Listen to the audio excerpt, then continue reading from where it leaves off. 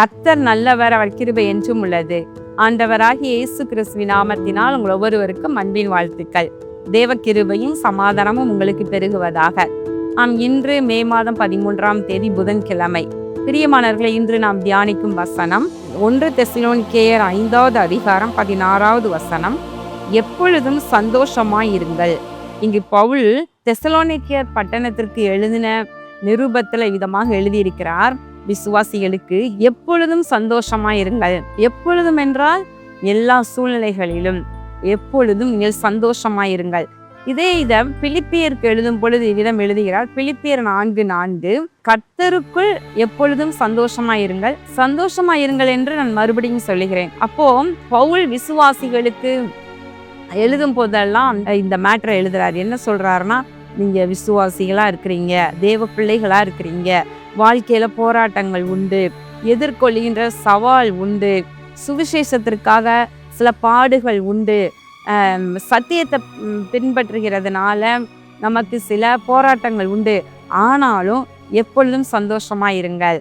கர்த்தருக்குள்ள சந்தோஷமா இருங்கள். சந்தோஷமா இருக்கிறதுக்கு இந்த உலகத்துல பல வழிகளை தேடி மக்கள் எல்லாம் போகும் பொழுது, ஆனா தேவ பிள்ளைகள் நம்ம எவ்வாறு சந்தோஷமா இருக்க வேண்டும்?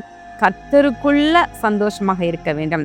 கர்த்தருடைய வழியில, கர்த்தருடைய சத்தியத்தை பின்பற்றி, அவருடைய வசனத்தின்படி வாழ்ந்து, அவருடைய மகிமையை, மகத்துவத்தை, அவருடைய ஆச்சரியமான கிரியைகளை, அவருடைய செயல்பாடுகளை நம்ம தியானித்து, இல்ல கர்த்தருக்குள்ள சந்தோஷமா இருங்க எப்பொழுதும் என்று பவுல் சொல்லுகிறார்.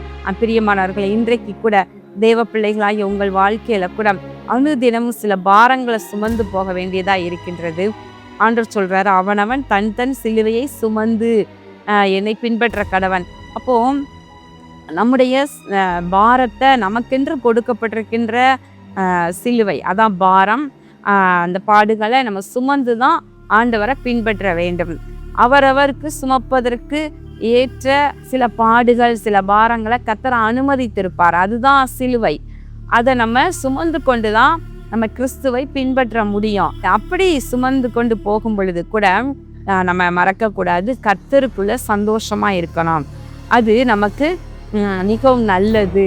மன மகிழ்ச்சி முக மலர்ச்சியை தரும். மன மகிழ்ச்சி நல்ல ஔஷதம் என்று நீதிமொழிகள்ல எழுதியிருக்கின்றது. தேவ பிள்ளைகளும் கூட எப்பொழுதும் பாரத்தை சுமந்து கொண்டிருக்கிற நாம் இந்த உண்மையை புரிந்து கொள்ள வேண்டும். நாம் கர்த்தருக்குள்ள சந்தோஷமா இருக்கும் பொழுது அது நம்முடைய பலனாக இருக்கின்றது. பிரியமானவர்களே, இந்த வசனத்தை வாசிக்க, தியானிக்க, அதில் உள்ள காரியங்களையெல்லாம் நாம் நினைத்து யோசிக்கும் பொழுது நமக்குள்ள ஒரு சந்தோஷம் பெருக வேண்டும். மனதார கர்த்தரை துதிக்க வேண்டும்.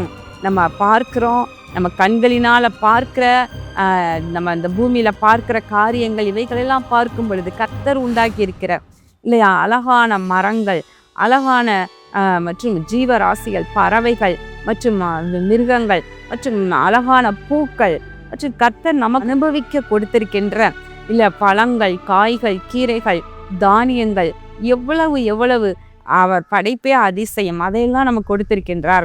இதையெல்லாம் நம்ம அனுபவிக்கும் போது சந்தோஷத்தோடு கர்த்தருக்கு நன்றி என்று சொல்ல வேண்டும். கர்த்தருக்கு மனமகிழ்ச்சியோடு அவருக்கு துதிகளை செலுத்த வேண்டும். பிரியமானவர்களே, அதனோடு கூட நம்ம சில நேரங்களில் நம்முடைய பாரங்கள், நம்முடைய பிரச்சனைகளை ஆண்டவர் சமூகத்துக்கு சுமந்து செல்லுகின்றோம். முழங்கால் போட்டு ஜெபம் பண்ணி அவைகளை விண்ணப்பமாக இறக்கி வைக்கின்றோம். அப்புறம் நம்ம துக்கமுகமாக இருக்கக்கூடாது. அன்னால் தன்னுடைய பாரங்களை எல்லாம் தேவ சமூகத்துல இறக்கி வைத்து பின்பு அவள் துக்கமுகமாக இருக்கவில்லை என்று சொல்லப்படுகிறார். அப்போ அதுக்கப்புறம் துக்கமுகமா இருக்கல, அப்போ சந்தோஷமா இருந்திருப்பா, மனமகிழ்ச்சியாக விசுவாசத்தோடு இருந்திருப்பார்கள் என்று எண்ணுகிறேன். நாமும் கூட நம்ம கண்ணீரோடு ஜெபிக்கும் பொழுது கண்ணீரோடு ஜெபிக்கணும், மன்றாடி ஜெபிக்கும் பொழுது மன்றாடி ஜெபிக்கணும். ஆனா மற்ற நேரங்கள்ல நம்ம சந்தோஷமாக நம்மை நாமே வைத்து கொள்ள வேண்டும். சமாதானத்தை தேடி அதை தொடர்ந்து கொள்ள வேண்டும். நம்முடைய இருதயத்தை கர்த்தருக்குள்ள சந்தோஷத்தினால நம்ம நிரப்பி இருக்க வேண்டும். ஒரு நாளையை குறித்து நம்ம கவலைப்பட்டு, வருங்காலத்தை குறித்து கவலைப்பட்டு, பிரச்சனையே இல்லை, ஒரு காரியத்துக்காக ஜெபம் பண்றோம், ஆண்டவர் அதற்கு பதில் கொடுத்துட்டாரு.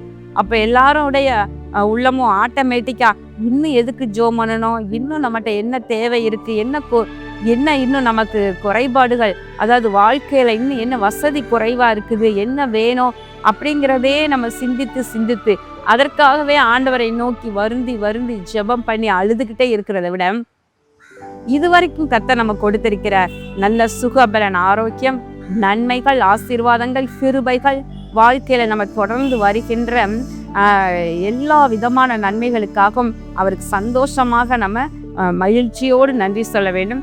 அதை எண்ணி பார்த்து மகிழ்ச்சியோடு வாழ்ந்திருக்கவும் வேண்டும். அதை மறக்கக்கூடாது.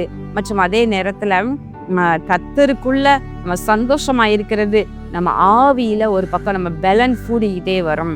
பிரியமானவர்களே, எப்பொழுதும் சந்தோஷமாயிருங்கள், கர்த்தருக்குள் சந்தோஷமாயிருங்கள் என்று பவுல் நமக்கு எழுதியிருக்கின்றார். கண்களை ஒரு ஜெபம் பண்ணுவோமா?